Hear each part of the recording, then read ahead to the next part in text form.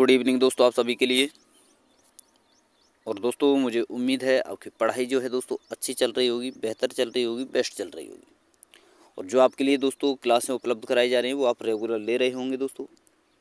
और कंटेंट भी दोस्तों आपको पसंद आ रहा होगा दोस्तों, क्योंकि इससे बेहतर कंटेंट आपको कहीं देखने को नहीं मिलेगा।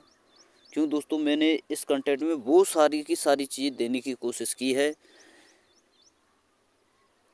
जो कि दोस्तों आपके CGL, अगर हम बात करें SSC में तो दोस्तों CGL लेवल, SI और दोस्तों रेलवे की बात करें तो दोस्तों RRB JEE तक की साइंस को आप यहाँ से क्लियर कर सकते हो। तो कहीं कमी मैंने नहीं छोड़ी है दोस्तों। कमी हो सकती है तो दोस्तों आपकी मेहनत में हो सकती है। अगर आप मेहनत नहीं कर सकते हो तो दोस्तों कमी ही कमी है। कंटेंट में तो कमी रहेगी अगर आप मेहनत नहीं करते, और मेहनत करते हो तो कंटेंट में कुछ भी कमी नहीं है। और दोस्तों मेहनत डिपेंड करती है दोस्तों आपके नोट्स बनाने के ऊपर, कि आप नोट्स बना रहे हैं रेगुलर या नहीं बना रहे, और उन्हें रिवाइज कर रहे हैं या नहीं कर रहे, इन सारी चीज़ों के ऊपर। तो दोस्तों हर वीडियो में आपके लिए बोलता हूं कि आप जो भी क्लासें लिया करें ग्रुप डी से रिलेटेड या जो साइंस आपकी चल रही है, तो प्लीज़ आप पेन कॉपी लेकर दोस्तों नोट्स अवश्य बनाया करें, और फिर उसे दोस्तों 2 से 3 घंटे बाद रिवाइज अवश्य किया करें, ताकि वो ईजिली अच्छी तरह से आपको समझ में आ जाए। ठीक है। और सबसे ज़्यादा दोस्तों जो चीज़ें मैं आपके लिए बता रहा हूँ, ये डायग्राम जो आपके लिए लेकर आता हूँ ना दोस्तों, आपने यहाँ पर देखा होगा दोस्तों, हर वीडियो में आपके लिए डायग्राम जो है करा रहा हूँ बायोलॉजी वाली क्लासों में। तो मैं आपको बता दूं दोस्तों, ये डायग्राम से बहुत ज़्यादा प्रश्न पूछे जाते हैं, तो डायग्रामों को अच्छी तरह से समझा करें। ठीक है। अगर आपने डायग्राम समझ लिया तो ये समझो दोस्तों 25% जो आपका बायोलॉजी है वो डायग्राम पर ही ख़त्म हो जाता है, क्योंकि यहाँ से बहुत सारे प्रश्न बनते हैं दोस्तों, इसलिए बोल रहा हूँ मैं आपके लिए। तो चलिए दोस्तों वीडियो को स्टार्ट करते हैं बिना किसी देरी के।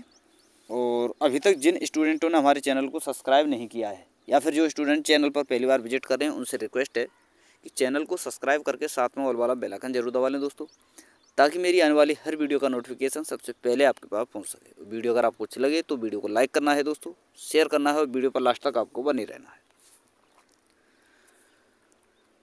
तो देखिए दोस्तों, हमारे पास 2 प्रकार की कोशिकाएं होती हैं।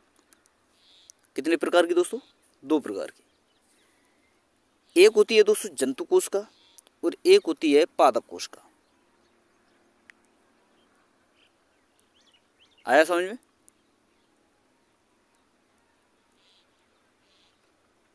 तो देखिए दोस्तों, ये आपकी होती है इस प्रकार की, ये होती है आपकी दोस्तों जंतु कोशिका, और ये इस प्रकार की जो होती है ये आपकी होती है पादप कोशिका।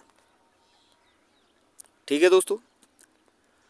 अब यहाँ पर देखिए आप, अगर हम जंतु कोशिका की बात करें तो आपके भाग पाए जाते हैं इसमें गोल्जिका उपकरण, चिकनी अंतःप्रद्रव्य जालिका, ये रहा दोस्तों आपका, ये रहा केंद्रकीय झिल्ली, प्लाज्मा झिल्ली, तारक काय जिसे हम कहते हैं तारक केंद्र, लाइसोसोम, राइबोसोम, माइटोकॉन्ड्रिया, खुरदरी, अंतःद्रव्य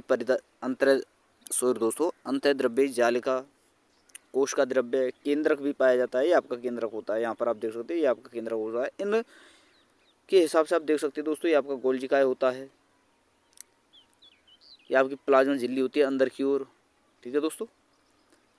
ये आपका दोस्तों अंतःप्रद्रव्य जालिका होती है, ये आपकी खुरदरी होती है। और यही हम बात करें दोस्तों राइबोसोम, ये छोटे छोटे जो कण के रूप में बिखरे हुए होते हैं, इन्हें कहते हैं दोस्तों हम राइबोसोम। ये लाइसोसोम है आपका, ये केंद्रक है दोस्तों। ठीक है। और ये दोस्तों आपका कोश का द्रव्य भरा हुआ होता है, इसमें चारों ओर, यहाँ इन सारी जगह पर ये कोश का द्रव्य भरा हुआ होता है। ठीक है। तो ये सारी चीज़ें होती हैं दोस्तों आपकी जंतु कोशिका में। वहीं बात करें दोस्तों हम पादप कोशिका की, तो इसमें भी दोस्तों देखिए उसी प्रकार से सारी चीज़ें पाई जाती हैं, केवल और केवल दोस्तों आपको बता दूं कोश का भित्ति और किसे छोड़कर दोस्तों, हरित लवक को छोड़कर, इन क्लोरोप्लास्ट जो होता है उसे छोड़कर बाकी सारी चीज़ें, हरित लवक ये रहा आपका क्लोरोप्लास्ट। ठीक है दोस्तों। और आपकी कोश का भित्ति को छोड़कर बाकी सारी चीज़ें इसमें यथावत पाई जाती हैं। कोशिका भित्ति जंतु कोशिका में पाई जाती है, लेकिन दोस्तों बहुत कम मात्रा में, यानी बहुत कम छोटी पाई जाती है, तो ये आपको याद रखना है। लेकिन हरित लवक जो है दोस्तों ना, ये जंतु कोशिका में नहीं पाया जाता, ये केवल आपकी पादप कोशिका में पाया जाता है। तो दोस्तों ये है आपकी जंतु कोशिका और पादप कोशिका। तो चलिए दोस्तों वीडियो को स्टार्ट करते हैं। इस वीडियो में हम समझने वाले हैं दोस्तों जंतु कोशिका। हालांकि सारी चीज़ें सेम हैं दोस्तों, जंतु कोशिका पादप कोशिका में केवल फर्क जो है वो है दोस्तों आपका हरित लवक और कोशिका भित्ति का। और हरित लवक जो है आपका दोस्तों और कोशिका भित्ति है, इन्हें भी दोस्तों हम पढ़ने वाले हैं। बाकी राइबोसोम जो हरित लवक और कोशिका भित्ति को छोड़कर बाकी जो सारी क्रियाएं होती हैं दोस्तों, जैसे प्लाज्मा झिल्ली, लाइसोसोम, राइबोसोम, माइटोकॉन्ड्रिया, अंत है द्रव्य खुरदरी जाल का जो होती है, ये सारी चीज़ें सेम होती हैं इसमें। तो हरित लवक और कोशिका भित्ति इन्हें भी हम पढ़ेंगे, ठीक है दोस्तों। तो इस प्रकार से दोस्तों यहाँ पर मैं आपके लिए जंतु कोशिका और पादप कोशिका के जो ये दो पार्ट हैं इन्हें भी हम यहाँ पर पढ़ने वाले, बाकी सभी सेम है। तो चलिए दोस्तों एक एक करके सारे पॉइंट्स को हम पढ़ते हैं। तो देखिए दोस्तों, उससे पहले मैं एक इन्फॉर्मेशन मैं आपके लिए दे देता हूँ कि आरआरबी ग्रुप डी की जो आपकी ये क्लासें कराई जा रही हैं दोस्तों, आपके लिए फ्री ऑफ कॉस्ट कराई जा रही हैं। और जीके का जो लेवल है वो आपने देख ही लिया हो दोस्तों, बेस्ट लेवल मैंने देने की कोशिश की है। इससे बेहतर लेवल आपको कहीं देखने को नहीं मिलेगा। अगर आप एक बार इस सिलेबस को कर लेते हो तो दोस्तों कहीं पर भी आपको साइंस पढ़ने की ज़रूरत नहीं पड़ेगी, ये मेरी गारंटी है। और दोस्तों इसमें टारगेट रखा है हमने 25 में से 25 की साइंस, 25 में से 25 नंबर प्राप्त करना ग्रुप डी में, क्योंकि दोस्तों वहाँ पर 25 नंबर की साइंस पूछी जाती है। और ये क्लासें जो उपलब्ध कराई जा रही हैं दोस्तों, इसमें कंप्लीट साइंस आपके लिए कराई जा रही है, जो कि एनसीईआरटी पर आधारित है, जिसमें दोस्तों बायो, फिजिक्स, केमिस्ट्री तीनों क्लासें, तीनों सब्जेक्ट आपके लिए कराए जाएंगे। और प्रेजेंट में आपकी दोस्तों बायो चल रही है। तो दोस्तों जिन स्टूडेंटों ने अभी तक हमारे चैनल को सब्सक्राइब नहीं किया है, वो उन स्टूडेंट्सों से रिक्वेस्ट है कि चैनल को सब्सक्राइब करके साथ में ऑल वाला बेल आइकन जरूर दबा लें दोस्तों, ताकि मेरी आने वाली हर वीडियो का नोटिफिकेशन सबसे पहले दोस्तों आपके पास पहुँच सके। वीडियो पर आपको लास्ट तो बने रहना है। वीडियो अगर आपको पसंद है वीडियो को लाइक करना है दोस्तों, शेयर करना है। तो चलिए दोस्तों अब स्टार्ट करते हैं। कोशिका के बारे में सारी चीज़ें हम पढ़ेंगे। तो देखिए दोस्तों, ये होती है आपकी कोशिका।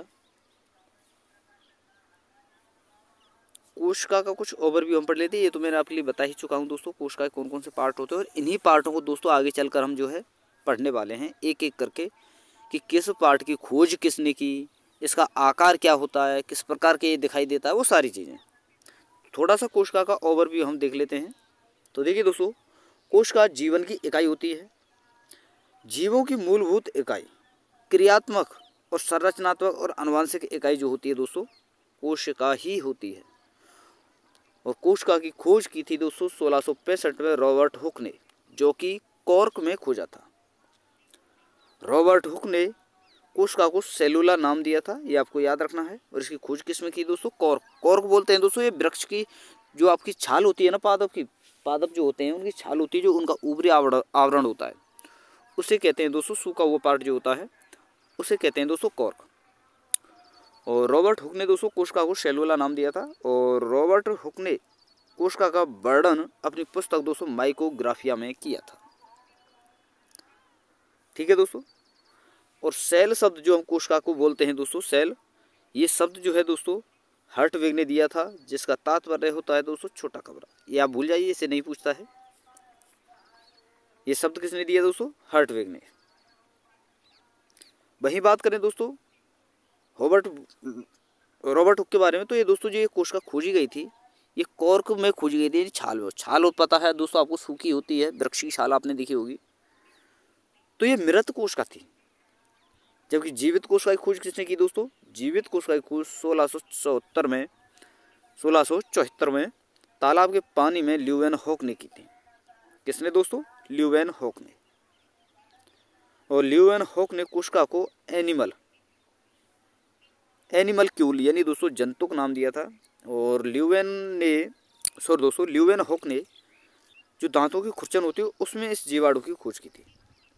ये तो कोशिका है दोस्तों, एक जीवाणु की खोज आपसे पूछा जाता है किसने की, तो ये भी दोस्तों ल्यूवेनहॉक ने ही की थी। और दोस्तों आपको याद रखना है, देखिए ये आपका जो कोशिका की जो मैंने ये दिखाया है आपके लिए, इसी के जितने पार्ट हैं सारे पार्ट हम पढ़ने वाले हैं। और उसी प्रकार दोस्तों पादप कोशिका और जंतु कोशिका सारे पार्ट सेम है, लेकिन दोस्तों हरित लवक और प्लास्टिड जो होते हैं वो सेम अलग हैं, तो उन्हें भी हम पढ़ने वाले हैं। यानी दोस्तों कुछ भी चीज़ हम छोड़ने वाले नहीं हैं। तो चलिए दोस्तों आगे देखते हैं, कुछ थोड़े से बात करें दोस्तों आगे चल के हम कि कोशिका सिद्धांत की बात आती है। खोज तो हो गई दोस्तों, और मृत की खोज की थी दोस्तों रॉबर्ट हुक ने, और जीवित कोशिका की थी दोस्तों ल्यूवेनहॉक ने, और जीवाणु की खोज भी ल्यूवेनहॉक ने ही की थी। अब बात करें दोस्तों कोशिका सिद्धांत, तो ये कब दिया गया था दोस्तों? ये दिया गया था दोस्तों, कोशिका सिद्धांत का जो प्रतिपादन किया गया था ये किया गया था दोस्तों 1838 से 39 के बीच में, और ये किया था दोस्तों स्वान व स्लाइडेन नामक के दो वैज्ञानिक थे उन्होंने, जिसमें स्लाइडेन ने पादप कोशिका से बना प्रत्येक कोशिका में कुछ कोशिकांग और केंद्रक होते हैं, तो ये इन्होंने बताया था। वहीं स्वान ने जो है दोस्तों जंतुओं के बारे में बताया था कि प्रत्येक कोशिका में एक केंद्रक और कुछ कोशिकांग होते हैं, ये जंतु कोशिका के बारे में बताया था स्वान ने। तो इस प्रकार से दोस्तों जंतु कोशिका और पादप कोशिका दोनों का जो सिद्धांत जो है दोस्तों ये दिया था दोस्तों स्वान व स्लाइडेन ने। और कोशिका सिद्धांत में इन्होंने कहा था कि दोस्तों कि कोशिका सिद्धांत का कथन यहाँ पर आप देख सकते हैं, और कोशिका सिद्धांत में इन्होंने कहा था प्रत्येक सजीव का शरीर कोशिकाओं से मिलकर बना होता है और प्रत्येक कोशिका में एक केंद्रक तथा कुछ कोशिकांग अवश्य पाए जाते हैं। लेकिन दोस्तों इसके कुछ जो है बोलते हैं दोस्तों इससे कुछ अपवाद थे, अपवाद। जैसे वायरस होता है, ये अकोशिकीय जीव है और सजीव एवं निर्जीव के मध्य की ऊर्जा कड़ी इसे हम कहते हैं। तो अकोशिकीय जीव है, फिर भी इसमें दोस्तों जो है ये आपके कोशिकांग पाए जाते हैं। ठीक है दोस्तों, तो वायरस अपवाद हुआ। केंद्रक की बात करें तो दोस्तों स्तनधारी के आरबीसी में केंद्रक नहीं होता, तो ये भी अपवाद है। पादपों में फ्लोएम की चालनी नलिकाएं केंद्रक रहित होती हैं, अगर पादपों की हम बात करें तो ये भी दोस्तों इसका अपवाद था। तो इसके कुछ अपवाद थे वो जो कि अब परमानेंट रहेंगे दोस्तों, और रहे हैं और अब भी हैं, ऐसा नहीं है बदल चुके हैं, अब भी हैं। सबसे इम्पोर्टेंट है दोस्तों कोशिका सिद्धांत की कमी क्या रही थी। ये जो कोशिका सिद्धांत जो इसका जो दिया था ये स्वान व स्लाइडेन ने 1838-39 में, तो इसकी कमी क्या रही थी?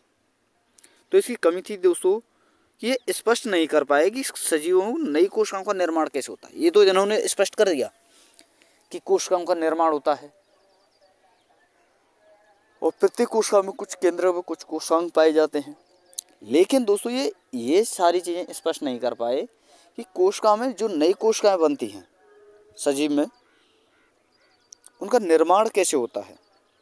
तो इसी के बारे में बताया था दोस्तों बिरचौव नाम के वैज्ञानिक ने, जिन्होंने बताया था कि पूर्ववर्ती कोशिकाओं से ही नई कोशिकाओं का निर्माण होता है। यानी ये सारी चीज़ ये बिरचौव के बारे में आगे पढ़ने वाले हैं, तो चलिए दोस्तों देखते हैं। देखिए दोस्तों ये है आपका आधुनिक कोशिका सिद्धांत, जो कि रूडोल्फ बिरचौव ने 1855 में कोशिका विभाजन की खोज की थी। इन्होंने ही दोस्तों कोशिका के विभाजन की, आपसे पूछा जाता है कि कोशिका विभाजन की खोज किसने की, तो आपको याद रखना है दोस्तों रूडोल्फ बिरचौव ने 1855। और रूडोल्फ बिरचौव के द्वारा ही दोस्तों 1858 से 59 में आधुनिक कोशिका सिद्धांत दिया गया।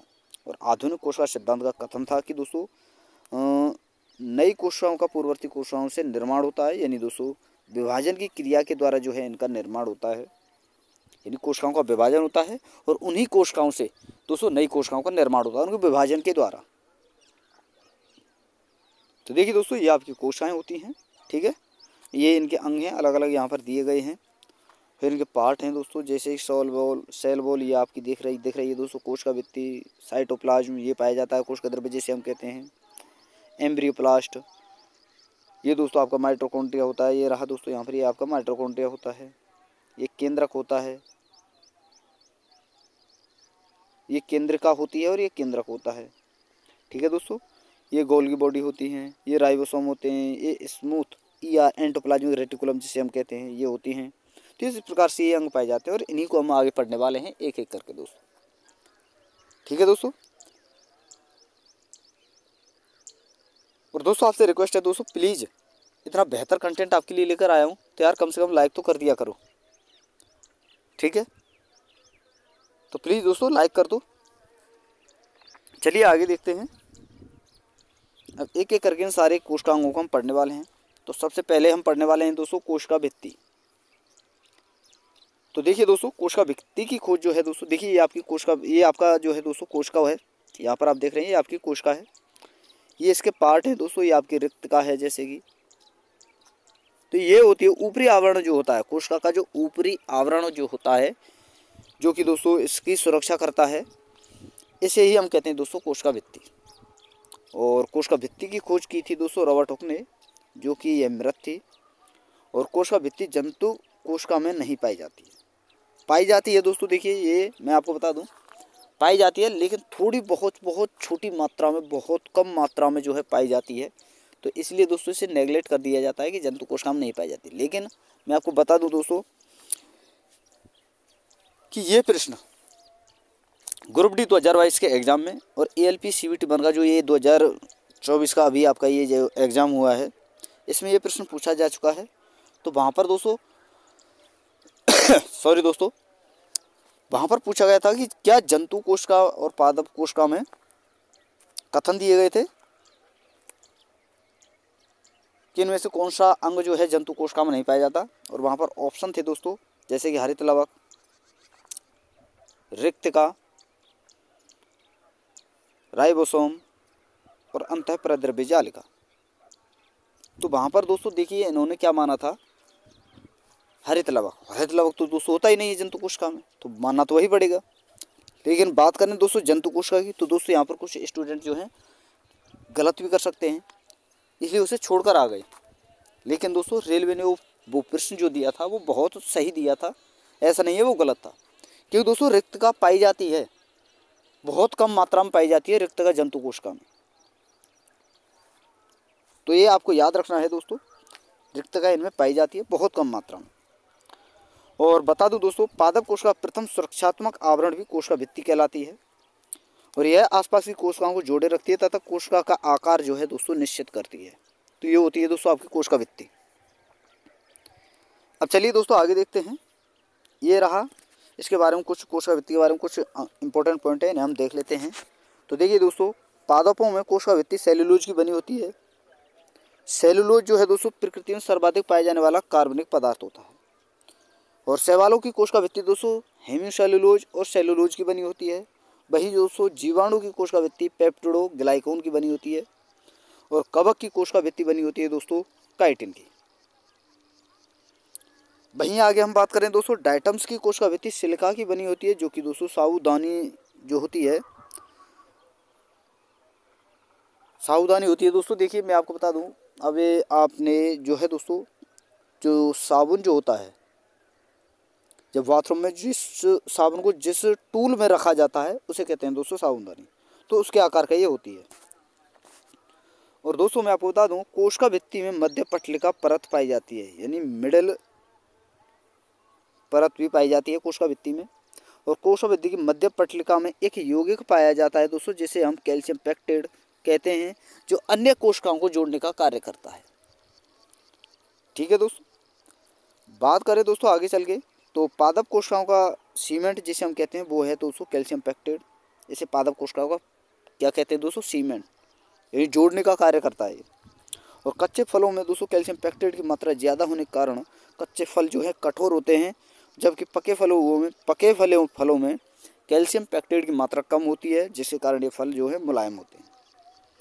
और कोशिका भित्ति की जो कोशिका है दोस्तों, सॉरी दोस्तों, कोशिका भित्ति जो होती है दोस्तों, ये पारगम्य होती है दोस्तों। देखिए दोस्तों मैं आपको बता दूं, कुछ स्टूडेंट सोचते हैं कि सर ये पारगम्य क्या होता है, अर्ध पारगम्य क्या होता है, पता नहीं। तो देखिए दोस्तों मैं आपको बता दूं, पारगम्य होता है दोस्तों एक गेट की तरह कार्य करता है। जैसे घर में कोई इंसान है, ये आपका मकान है मान लीजिए दोस्तों, ठीक है, ये आपका मकान है, इसमें गेट है। ये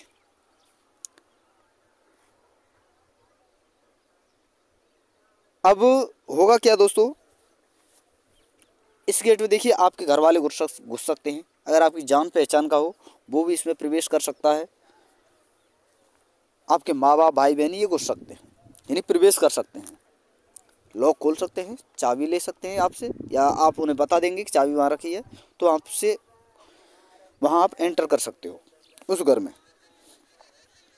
तो कौन कौन एंटर कर सकता है दोस्तों? केवल और केवल आपके जो हैं जान पहचान वाले होते हैं वो, जिनको आप परमिशन देते हो, या फिर आपके माँ बाप भाई बहन, ये सारे। ठीक है दोस्तों, तो यही कार्य होता है दोस्तों पारगम्य का।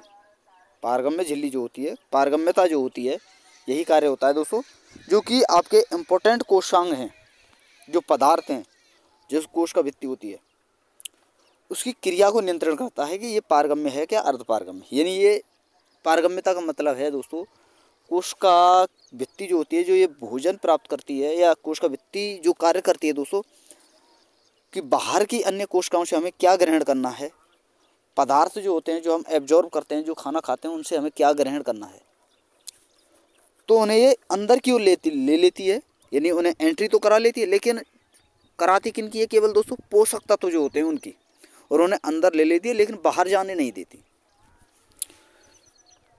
वहीं दोस्तों हम बात करते हैं, एक आता है अर्धपारगम्य। तो इसका मतलब है दोस्तों अर्धपारगम्य का, ये दोस्तों पोषक तत्वों को अपने अंदर एंटर भी कराती है, और जो कोशिका के लिए दोस्तों वेस्ट नहीं है, यानी जिनका कोई मतलब ही नहीं है कोशिका से, उन पदार्थों को दोस्तों बाहर जाने भी देती है, यानी आदान प्रदान का कार्य ये करती है। अर्धपारगम्य का मतलब है पदार्थों का आदान प्रदान करना। तो ये सारी चीज़ें आपको समझ में आ गई होंगी दोस्तों कि पारगम्य क्या होता है और अर्धपारगम्य क्या होता है। अब चलिए दोस्तों देखते हैं आगे कोशिका झिल्ली के बारे में। देखिए दोस्तों, मैं आपको यहाँ पर बता दूँ, ये रहा दोस्तों, ये आपकी कोशिका भित्ति हुई। अब आएगी दोस्तों कोशिका भित्ति। ये ऊपर का आवरण जो होता है दोस्तों, ये आपकी कोशिका भित्ति होती है, और अंदर का आवरण होता है दोस्तों, ये होता है आपका कोशिका झिल्ली। तो इसी के बारे में हम देखने वाले हैं। तो चलिए दोस्तों, ये है आपकी कोशिका झिल्ली, जिसे दोस्तों प्लाज्मा झिल्ली या प्लाज्मा मेम्ब्रेन या सेल मेम्ब्रेन या कोशिका कला भी हम कहते हैं। तो देखिए दोस्तों, पादप कोशिका का दूसरा सुरक्षात्मक आवरण और जंतु कोशिका का प्रथम सुरक्षात्मक आवरण कोशिका झिल्ली होती है। सॉरी दोस्तों, हाँ ये तो है ही दोस्तों, कोशिका झिल्ली होती है, लेकिन दोस्तों वहाँ पर मैंने जो कोशिका भित्ति बताया था दोस्तों, वहाँ पर थोड़ा सा मुझसे मिस्टेक हो गया है। वो कोशिका भित्ति नहीं है दोस्तों, कोशिका भित्ति तो पाई ही नहीं जाती, वो होती है दोस्तों रिक्तिका। यहाँ पर मैं बता देता हूँ अभी दोस्तों, मुझे एकदम याद आया कि मैंने क्या गलत बताया है। तो रिक्तिका होती है दोस्तों, वो पादप कोशिका जंतु कोशिका दोनों में पाई जाती है रिक्तिकाएं। पादप कोश जंतु कोशिका में बहुत कम मात्रा में, पादप कोशिका में थोड़ा सा ज़्यादा मात्रा में पाई जाती है रिक्तिका, ना कि दोस्तों कोशिका भित्ति। कोशिका भित्ति तो जो है दोस्तों पादपों में केवल पाई जाती है, और कोशिका झिल्ली जंतु कोशिका और पादप कोशिका में दोनों में पाई जाती है। तो इस प्रकार दोस्तों कोशिका झिल्ली जो है पादप कोशिका का दूसरा सुरक्षात्मक आवरण और जंतु कोशिका का प्रथम सुरक्षात्मक आवरण कहलाता है, और ये जीवित होती है दोस्तों, और अर्धपारगम्य यानी दोस्तों चमनात्मक यानी चयनात्मक जो ये होती है। और कोशिका झिल्ली की संरचना का जो मॉडल दिया था, ये दिया था दोस्तों, सॉरी दोस्तों, ये जो मॉडल दिया था, ये दिया था दोस्तों सिंगर और निकलसन ने 1972 में ये मॉडल जारी किया, जिसे दोस्तों तरल मोज़ेक मॉडल या सैंडविच मॉडल भी कहते हैं। कोशिका झिल्ली प्रोटीन व फास्फोलिपिड की बनी होती है, और लिपिड की दो परतों के बीच दोस्तों प्रोटीन जो है बिखरी होती है। और देखिए दोस्तों, आज की जो ये कंटेंट मैंने आपके लिए तैयार किया है ना, मैं आपको बता दूं, थोड़ा सा आपको देखिए दोस्तों दिक्कत हो सकती है, कुछ ये आपको ब्लर से दिखाई दे रहे होंगे अक्षर, तो थोड़ा सा आज दिक्कत हो सकती है, पता नहीं दोस्तों क्या हो गया स्क्रीन में। कल मैं इसे ठीक करा लूँगा, तो आपकी क्लासें जो है रेगुलर जो मिलने वाली हैं वो सही से मिलेंगी, ऐसा नहीं है ब्लर दिखाई देगा। ठीक है, तो आज आप दोस्तों एक एडजस्ट कर लेना। अब चलिए दोस्तों, अगला अंग है दोस्तों, और उससे पहले मैं आपको बता दूं दोस्तों पादप कोशिका और जंतु कोशिका। देखिए दोस्तों, ये आपकी पादप कोशिका है, ये जंतु कोशिका है। पादप कोशिका होती है इस प्रकार की, और इसमें कोशिका भित्ति पाई जाती है। लेकिन यहाँ पर आप देख रहे हैं दोस्तों केवल प्लाज्मा झिल्ली पाई जाती है जंतु कोशिका में। बाकी ये सारे आपके अंग हैं, जैसे कि अंतःपरिद्रव्यजालिका, केंद्रक, माइटोकॉन्ड्रिया, लाइसोसोम, गोल्जिका। ये आपका गोल्जिका है दोस्तों। इधर यहाँ पर आप देख सकते हो दोस्तों क्लोरोप्लास्ट। ये रिक्तिका पाई जाती है दोस्तों। रिक्तिका इधर भी पाई जाती है, ये रही, और रिक्तिका इधर भी पाई जाती है। बहुत कम पाई जाती है उधर, इधर थोड़ा सा ज़्यादा पाई जाती है। भाई केंद्रक, माइटोकॉन्ड्रिया, कोशिका झिल्ली वो सब है ही। ठीक है दोस्तों, अब चलिए आगे देखते हैं। अगला अंग है दोस्तों आपका केंद्रक, यानी कोशिका का नियंत्रण केंद्र, यानी दोस्तों CPU जिसे हम कहते हैं। तो केंद्रक की खोज की थी दोस्तों 1831 में रॉबर्ट ब्राउन ने। और पादप कोशिकाओं में केंद्रक थोड़ा परिधि की ओर होता है, क्योंकि ये मध्य भाग का कुछ भाग जो है केंद्रीय रिक्तिका घेर लेते हैं, इसलिए दोस्तों परिधि की तरफ होता है। और एनिमल सेल के अंदर ये दोस्तों बीचों बीच होता है। ठीक है दोस्तों, बीचों बीच में होता है। और केंद्र के अंदर दोस्तों DNA, जीन, गुणसूत्र, ये सारी चीज़ें पाई जाती हैं। और केंद्र जो है दोस्तों केंद्रका कहलाता है। केंद्रक का जो केंद्रक होता है ये केंद्रक है दोस्तों। यहाँ पर आप देख रहे हैं ये केंद्रक है आपका। और इसके अंदर का भाग जो होता है ये वाला, ये होता है दोस्तों केंद्रका।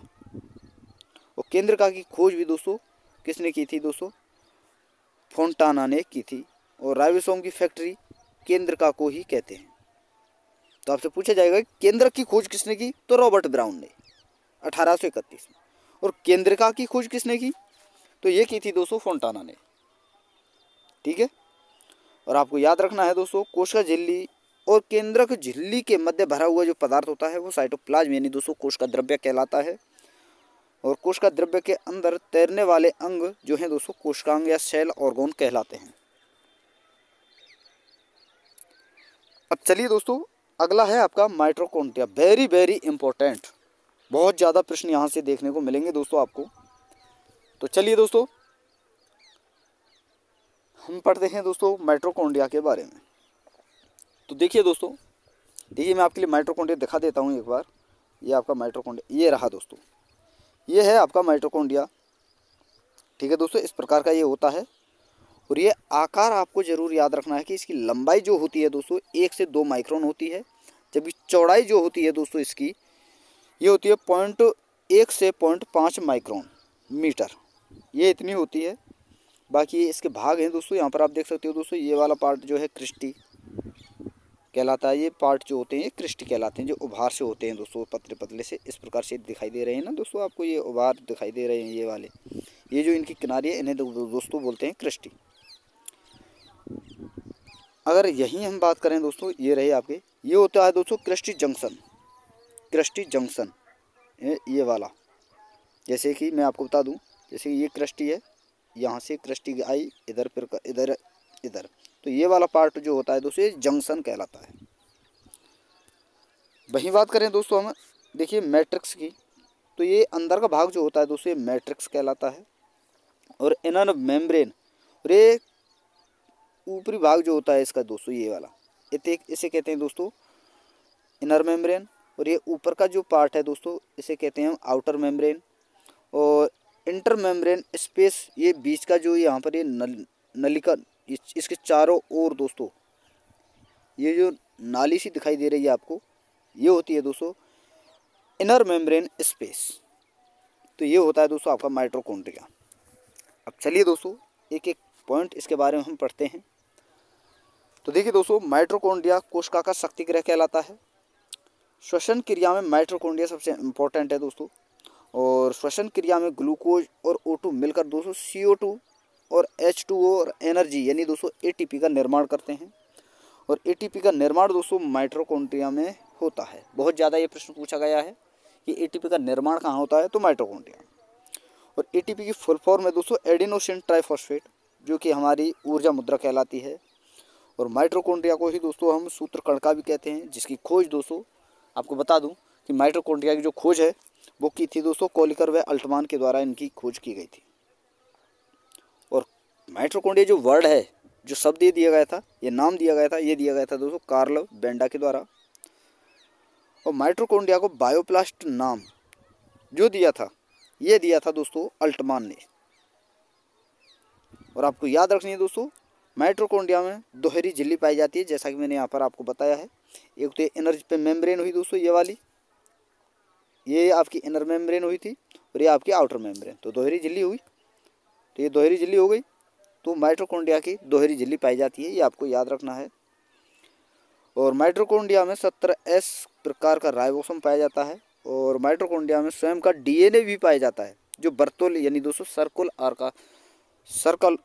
आकार का जो होता है। और माइटोकॉन्ड्रिया की संरचना जो होती है दोस्तों, ये एक जीवाणु के आकार की होती है। ठीक है, तो चलिए आगे देखते हैं दोस्तों, कुछ पॉइंट और बचे हैं माइटोकॉन्ड्रिया से रिलेटेड। यहाँ पर आप देख सकते हैं दोस्तों, माइटोकॉन्ड्रिया की संरचना जीवाणु की जैसी होती है, ये तो मैंने आपके लिए बता ही दिया। माइटोकॉन्ड्रिया को कोशिका के अंदर कोशिका भी हम कह सकते हैं। और आगे आपको पढ़ना है दोस्तों, माइटोकॉन्ड्रिया जो होता है इसकी आंतरिक झिल्ली में पाए जाने वाले क्रिस्टिनुमा उभार जो हैं दोस्तों, कांटेनुमा जो उभार होते हैं, ये उभार आपको दिख रहे हैं ना, ये वाले, ये दोस्तों क्रिस्टी कहलाते हैं, जिनमें श्वसन संबंधी एंजाइम पाए जाते हैं। और आगे आपको याद रखना है दोस्तों कि माइटोकॉन्ड्रिया में पाए जाने वाला F1 कण और या ऑक्सियम, F1 कण ये रहा आपका F1 कण, ऑक्सियम यानी ADP को AT में बदलते हैं। F1 जो कण होता है दोस्तों, ये क्या करता है कि ऑक्सियम जो होते हैं उन्हें ऑक्सियम जैसे हम कहते हैं, इसका नाम ही ऑक्सियम है दोस्तों F1 का। तो ये क्या करता है दोस्तों, ADP जो बनता है उसको ATP में बदलता है, ये इसका कार्य होता है। किसका दोस्तों, ऑक्सियम का यानी F1 कण का।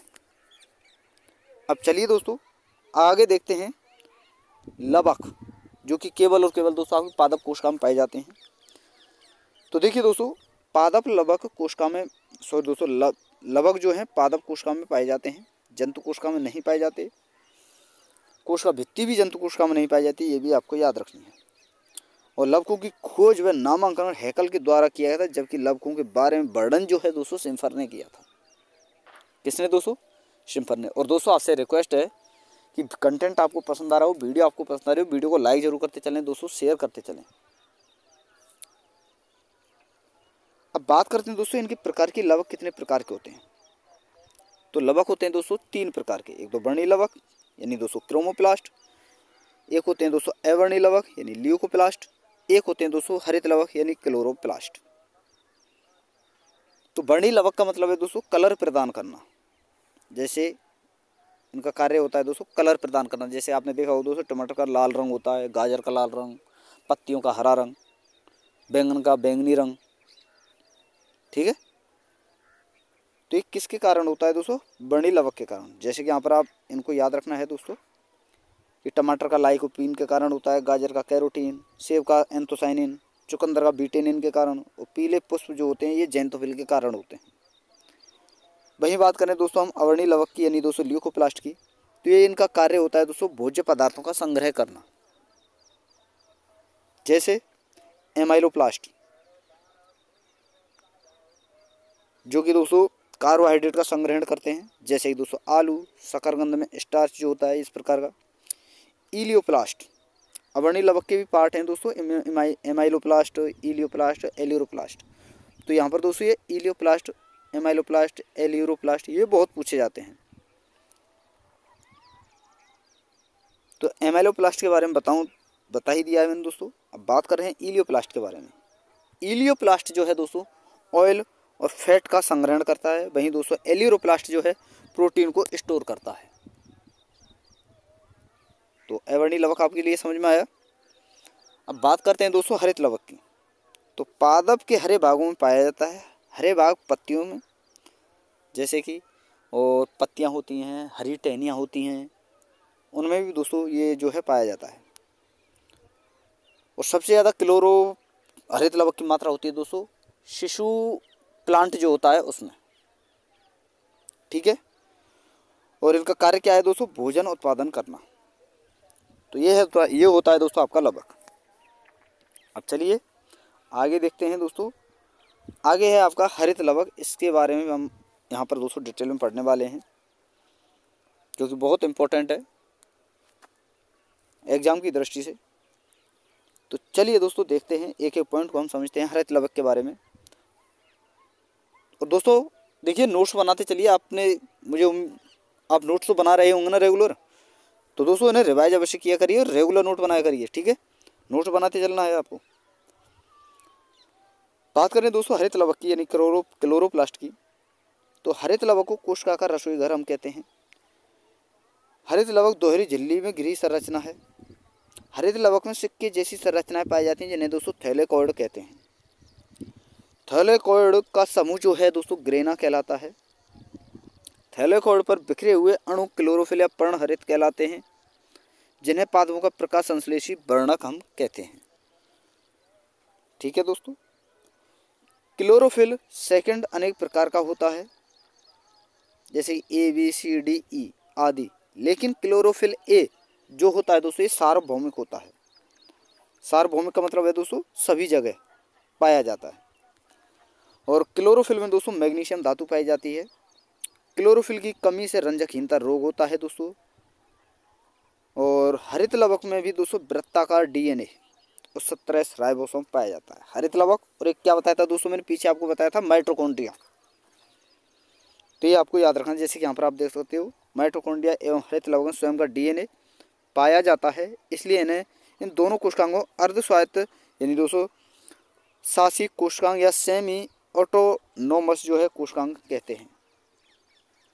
तो आपसे पूछा जाएगा कि ऐसे कोशिक कौन से कोशिकांग हैं जिनमें दोस्तों स्वयं का डीएनए और 17S जो है राइबोसोम पाया जाता है, तो कौन सा है दोस्तों? माइटोकॉन्ड्रिया और हरित लवक। अब चलिए दोस्तों अगला है आपका, ये देखते हैं हम अंतःपरिद्रव्य जालिका। इसका कार्य क्या है, इसकी खोज किसने की? देखिए दोस्तों माइटोकॉन्ड्रिया के बारे में मैंने आपके लिए बता दिया है। हरित लवक जो है दोस्तों ये आपको इस प्रकार से आपका होता है, ये सारी चीज़ें आपके लिए डिटेल में बता दी हैं।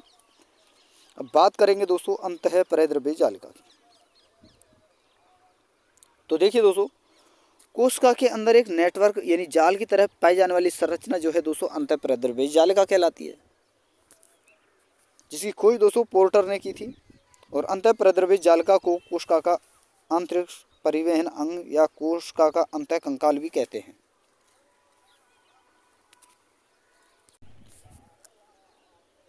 अगला पॉइंट है दोस्तों आपका अंतःपरिद्रव्य जालिका से ही रिलेटेड कि अंतःपरिद्रव्य जालिका केंद्रक व कोशिका द्रव्य के बीच पदार्थ के आवागमन का माध्यम प्रदान करती है, ठीक है दोस्तों।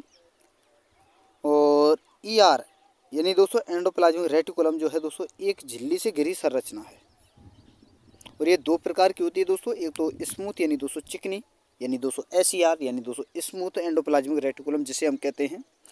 एक होती है दोस्तों RER यानी दोस्तों रफ एंडोप्लाज्मिक रेटिकुलम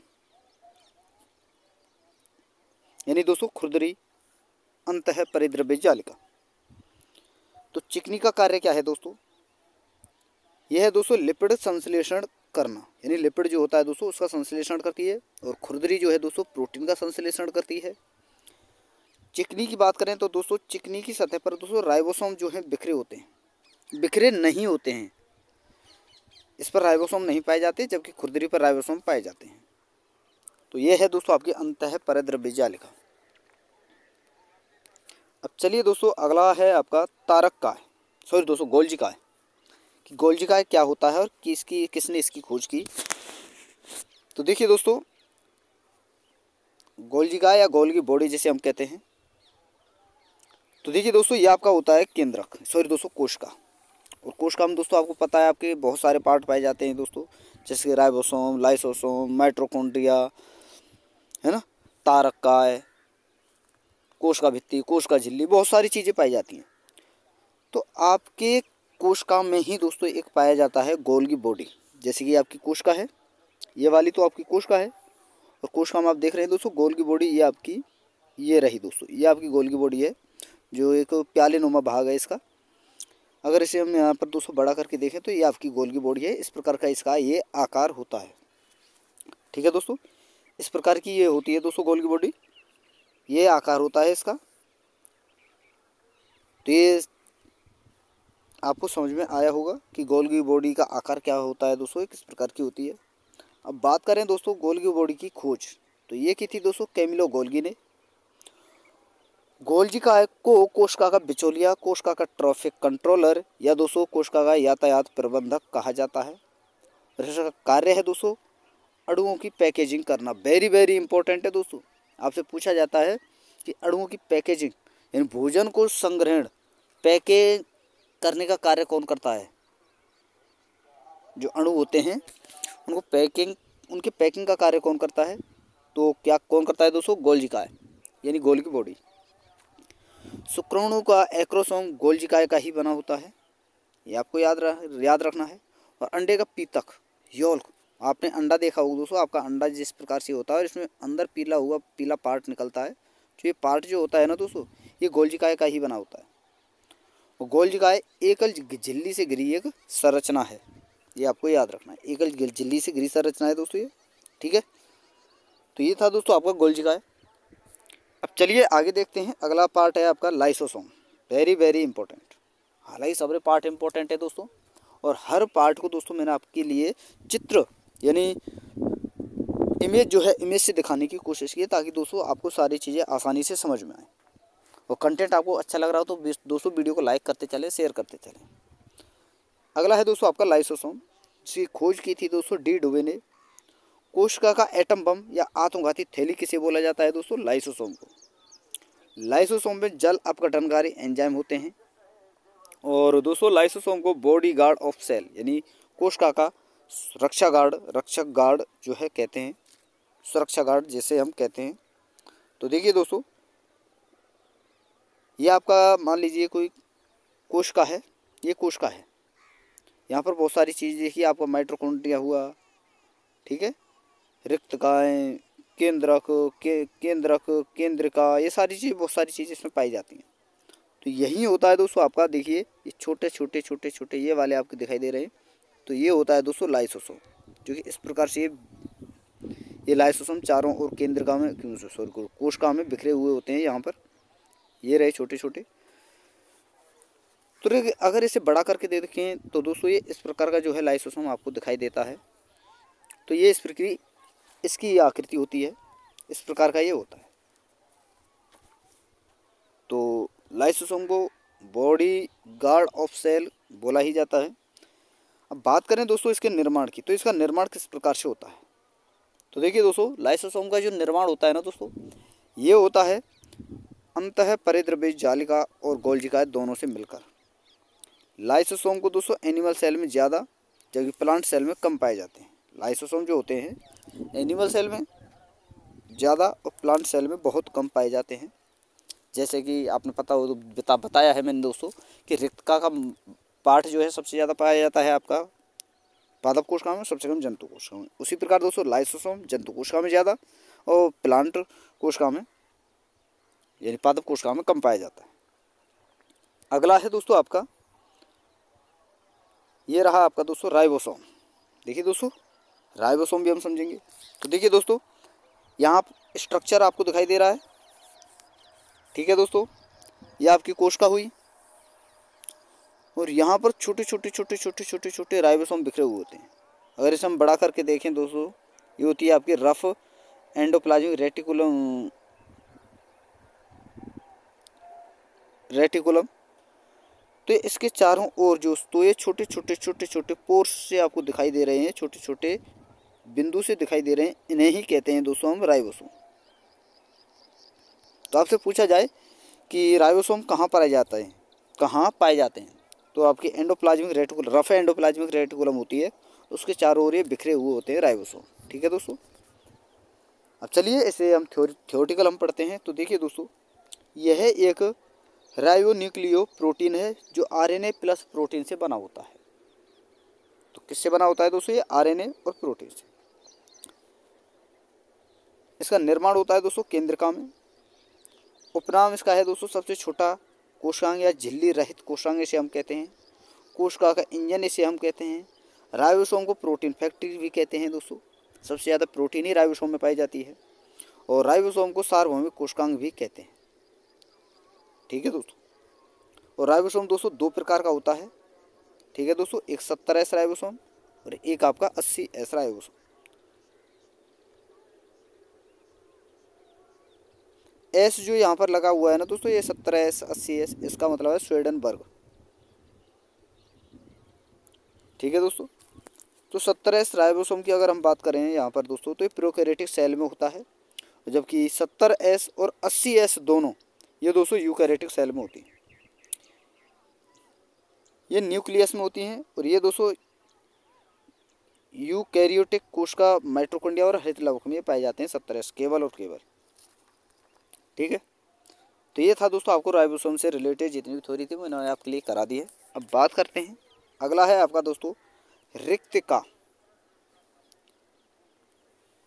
ठीक है दोस्तों, तो देखिए दोस्तों, ये आपकी रिक्तिका होती है, जैसे कि आपकी जंतु पादप कोशिका है, तो यहाँ पर देखिए दोस्तों ये आपकी रिक्तिका है, कितना बड़ा पार्ट है। ठीक है, तो इसलिए इसमें दोस्तों ये केंद्रक जो होता है दोस्तों, ये थोड़ा सा साइड में पाया जाता है, परिधि पर पाया जाता है। लेकिन दोस्तों जंतु कोशिका में जैसे कि आपकी ये है जंतु कोशिका, तो बीचों बीच में रिक्तिका केंद्रक पाया जाता है। तो रिक्तिका थोड़ी सी पार्ट में, थोड़ी सी यहाँ पर रिक्तिका पाई जाती है, थोड़ी सी पार्ट में, तो कम मात्रा में पाई जाती है जंतु कोशिका में। ठीक है, तो ये आपकी रिक्तिका होती है, इस प्रकार का ये आकार होता है। ये रहा वैक्यूल यानी रिक्तिका, ये रही। तो चलिए दोस्तों एक एक पॉइंट में इसे हम समझते हैं हर पॉइंट के द्वारा। तो देखिए दोस्तों, रिक्तिका की खोज ल्यूवेनहॉक के द्वारा की गई। यह पादप में ज़्यादा और जंतु में कम पाई जाती है। कार्य भोजन का संग्रहण करना। और रिक्तिका की झिल्ली को टोनोप्लास्ट कहते हैं। रिक्तिका के अंदर जो रस भरा होता है दोस्तों, उसे कोशिका रस कहते हैं। और आपको याद रखना है दोस्तों, अमीबा में संकुचनशील रिक्तिका पाई जाती है। ये आपको याद रखना है दोस्तों। पादप में केंद्रीय रिक्तिका पाई जाती है, यानी केंद्रक में पाई जाती है रिक्तिका। कितनी परसेंट दोस्तों? 50 से 90%। ठीक है, तो ये थी दोस्तों आपकी रिक्तिका। अगला है दोस्तों आपका, ये रहा दोस्तों तारककाय, यानी दोस्तों सेंट्रोसोम जिसे हम कहते हैं। तो चलिए दोस्तों तारककाय को पहले हम समझते हैं इमेज के द्वारा। तो देखिए दोस्तों, ये आपकी कोशिका है, इसमें ये होते हैं दोस्तों तारककाय, छोटे छोटे बिखरे हुए होते हैं ना। इन्हें यहाँ पर देखिए दोस्तों मैंने बड़ा करके दिखाया है। ये 2 तारककाय हैं, ऐसा नहीं है बहुत सारे हों। एक तारककाय इस आकृति का होता है आपका, ये एक तारककाय है। तो ये रॉड के समान पाई जाती है, यानी खोखला रॉड जो होता है उसके आकार की होती है। तो ये होते हैं दोस्तों आपके तारककाय। ये 2 तारककाय हैं, ऐसे नहीं ये रॉड आपको घनी सारी दिखाई दे रही हैं, बहुत सारी ये रॉड दिखाई दे रही हैं। तो ये की सारी जो हैं दोस्तों आपकी तारककाय हैं। नहीं, ये एक तारककाय है, ये वाली एक अलग तारककाय है। ठीक है, तो चलिए दोस्तों तारककाय के बारे में हम पढ़ते हैं। तो देखिए दोस्तों, तारककाय की खोज वैन डेन ने की, जबकि नाम टी बोवेरी ने दिया। तारककाय जंतु कोशिका में पाया जाता है, जबकि पादप कोशिका में नहीं पाया जाता। पादप कोशिका में तारककाय नहीं पाया जाता, ये आपको याद रखना है दोस्तों। इसकी संरचना जो है दोस्तों रेलगाड़ी के पहिए के जैसी होती है। तारककाय वह जगह है जहाँ दोस्तों सूक्ष्म नलिका आदि निकलती हैं। ये छोटी छोटी नलिकाएं दिखाई दे रही हैं ना आपको, ये होती हैं सूक्ष्म नलिका। तारककाय कोशिका विभाजन में मदद करता है। ध्रुव तुर्क तंतु का निर्माण तारककाय की मदद से होता है।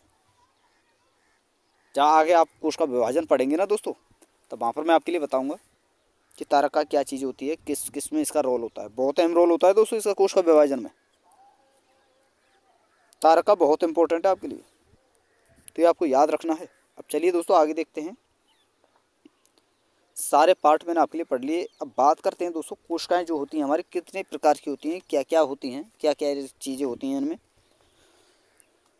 तो देखिए दोस्तों, कोशिकाएं हमारी 2 प्रकार की होती हैं, एक तो प्रोकैरियोटिक, एक होती है दोस्तों यूकैरियोटिक। या आपकी प्रोकैरियोटिक या आपकी यूकैरियोटिक। तो बात करें दोस्तों प्रोकैरियोटिक की, तो केंद्रक कम विकसित होता है इसका, और केंद्रक झिल्ली और केंद्रक इसमें नहीं पाया जाता। इसमें ना तो केंद्रक पाया जाता है, सॉरी दोस्तों केंद्रिका पाई जाती है, ना तो इसमें केंद्रिका पाई जाती है और ना ही केंद्रक झिल्ली पाई जाती है। तो केंद्र जो है दोस्तों बहुत कम विकसित होता है, और इसमें 70S राइबोसोम पाया जाता है। और झिल्ली युक्त कोशिकांग इसके अंदर अनुपस्थित होते हैं, यानी झिल्ली युक्त कोशिकांग इसमें नहीं पाए जाते। और ये प्रोकैरियोटिक जो कोशिका होती है दोस्तों, ये देखिए बैक्टीरिया यानी दोस्तों जीवाणु, नीलहरित शैवाल जिसे हम साइनोबैक्टीरिया कहते हैं, और माइकोप्लाज्मा, इनमें ये पाई जाती है। और इसके अलावा अन्य जो भी हैं दोस्तों उनमें यूकैरियोटिक कोशिका पाई जाती है। और यूकैरियोटिक कोशिका जो होती है ये दोस्तों केंद्र जो है इसका बहुत विकसित होता है और केंद्र झिल्ली और केंद्र का इसमें पाई जाती है। 17S और 80S राइबोसोम दोनों पाए जाते हैं। अन्य जीव जो होते हैं इन्हें छोड़कर बाकी सभी में दोस्तों यूकैरियोटिक कोशिका पाई जाती है। अब देखिए दोस्तों बात करें हम पार्टों की कि पादप कोशिका में कौन कौन से पार्ट पाए जाते हैं, जंतु कोशिका में कौन कौन से। तो देखिए दोस्तों पादप कोशिका में कोशिका भित्ति पाई जाती है, लवक पाए जाते हैं। लेकिन दोस्तों कोशिका भित्ति और लवक यहाँ पर जंतु कोशिका में नहीं पाए जाते, जो कि मैं आपको शुरुआत में बता चुका हूँ। वहीं बात करें दोस्तों लाइसोसोम बहुत कम मात्रा में पाया जाता है, राइबोसोम ज़्यादा मात्रा में, रिक्त का इसमें ज़्यादा, इसमें थोड़ी सी कम मात्रा में, तारक का इसमें नहीं पाया जाता, इसमें पाया जाता है जंतु कोशिका में। संचित भोज्य पदार्थ इसमें दोस्तों स्टार्च होता है पादप कोशिका में, जबकि जंतु कोशिका में ग्लाइकोजन होता है। तो ये होती है दोस्तों आपका कोशिका का प्रकार। और दोस्तों ये जितनी थ्योरी मैंने आपके लिए कराई है ना, इससे बाहर एक भी चीज़ आपको देखने को नहीं मिलेगी, बहुत इंपॉर्टेंट है दोस्तों। वीडियो को लाइक अवश्य जरूर करते चलें दोस्तों। आगे बात करें दोस्तों पादप और जंतु की योजक कड़ी युगलीना कहलाती है। ये कुछ पॉइंट हैं इंपॉर्टेंट जो आपको याद रखने हैं दोस्तों। सजीव और निर्जीव के बीच की योजक कड़ी दोस्तों वायरस यानी दोस्तों विषाणु, जो कि दोस्तों अकोशीय होता है, जिसमें DNA या RNA प्लस प्रोटीन आवरण पाया जाता है। सबसे छोटी कोशिकांग आपको ये कोशिका याद रखनी है दोस्तों, माइकोप्लाज्मा गैलीसेप्टिकम, जो कि 3 माइक्रोमीटर की होती है। इसे दोस्तों पादप जगत का जोकर भी कहते हैं, ठीक है दोस्तों। और सबसे बड़ी और भारी कोशिका होती है दोस्तों अंडे, जो शतुरमुर्ग का अंडा होता है उसकी। कितनी दोस्तों 170 × 130 mm।